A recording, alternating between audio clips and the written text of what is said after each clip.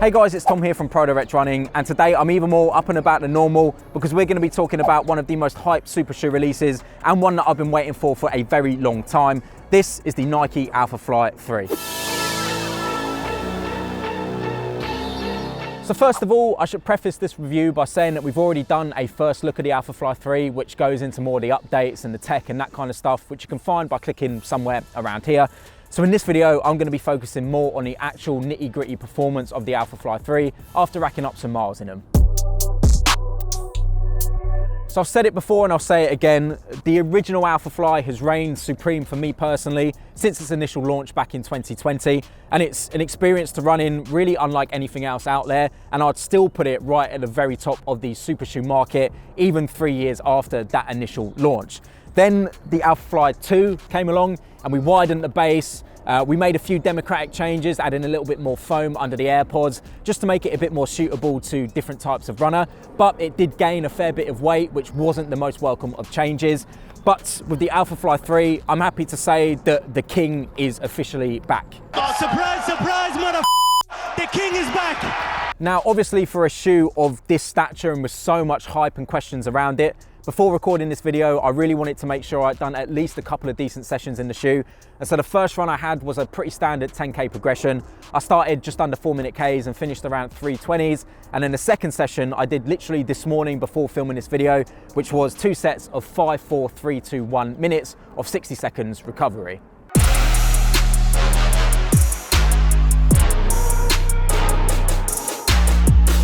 So I think one of the main things to mention straight away is just the overall improved fit of the Alphafly 3, thanks to the new last that Nike are utilising here. One of the biggest criticisms of the previous two versions of the Alphafly was that arch being really prominent and in some cases uncomfortable for certain runners out there. And now I've got some of the flattest feet you're ever going to see in your life, and although I could definitely feel the arch in the Alphafly 2 and the original, it never really seemed to bother me to the point where the shoe wasn't runnable. However, I didn't notice any sort of feeling of discomfort or rubbing on the arch area with the Alphafly 3, which is a massive step forward in the comfort department. If you ask me, a little bit of discomfort is the price sometimes you've got to pay for a real top tier super shoe, but the fact that this is totally mitigated now with the third version of the Alphafly is really nice to see.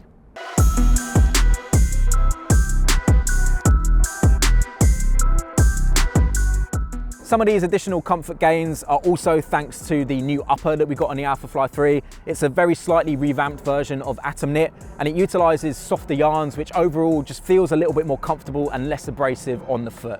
Last thing to mention on the upper is the fact that we've now got a slightly different lacing system as well, with the eyelet loops directly integrated into the upper. Now, I never really had too many problems with lockdown on the previous two versions of the shoe, but this combined with the serrated laces on the Alphafly 3 really just result in a no-nonsense fit for me.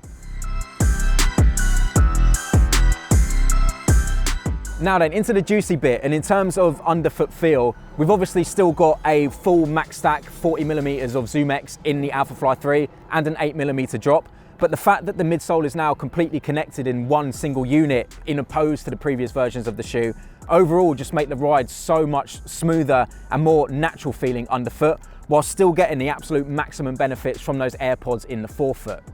As I mentioned earlier, I personally loved V1, didn't love V2 quite as much, but it was still a really solid shoe. But it did feel a little bit more mechanical, and I felt like I had to alter my gait ever so slightly just to make sure that I was landing right up on the forefoot to engage those pods. That really isn't the case here, and I think runners who have got more of a rear foot strike, midfoot or forefoot strike are going to find that the transition is just overall a lot smoother with the latest version of the Alphafly. The other really prominent feature of the Alphafly 3 is obviously the incredible reduction in weight. Now these days, I think we runners can be guilty of being a little bit pedantic and over-obsessive over a few grams, but the fact that Nike have managed to rekindle everything I loved about the original Alphafly and make it even lighter while still having the maximum benefits of that ZoomX and the AirPods is really quite impressive and something to behold. I went true to size with a UK 8.5 of the Alphafly 3, and they're coming in on the scales at just under 220 grams, which is a massive reduction over the previous version and comparable to anything else out there on the market right now, which for a shoe of this size, this amount of stack and this amount of tech is seriously impressive. Overall, I've got about 20k on the Alphafly 3 now across those 2 sessions, and I've been able to give them a test at a variety of different paces, from cruising at a little bit slower than marathon pace, all the way down closer to 5k pace like I did this morning.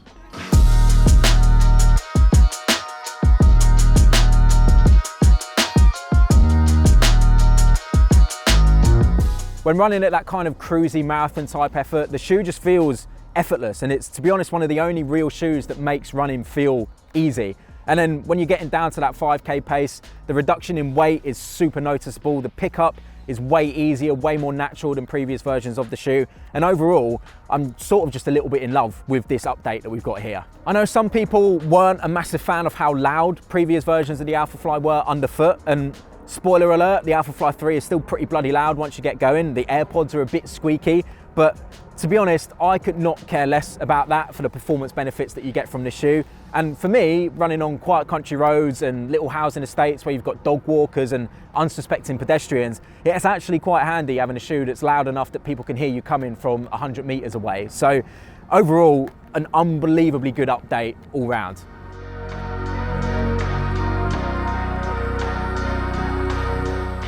I guess the only real unanswered question for me is around durability.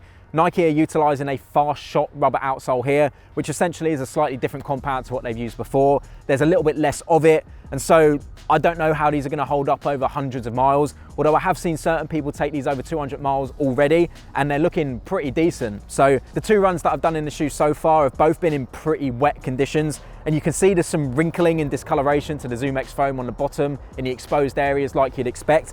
But I'm seeing absolutely nothing in the way of wear and tear, as you'd hope after only 20k in the shoe. But I guess we'll just have to wait and see on that front. But I'm telling you right now that after the 2 sessions that I've done in the shoe, these are probably going back in the box until I take them out for my next race.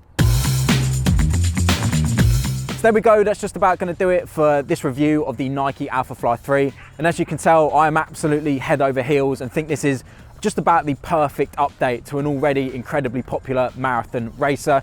And if you're looking to get your feet in a pair, it will be available exclusively in very limited quantities to Nike and ProDirect Connected members from January the 3rd. For more information on how to secure your pair, make sure to hit that first link in the description. Thanks for watching. Make sure to hit that notification bell for more running content coming soon, and I'll see you next time.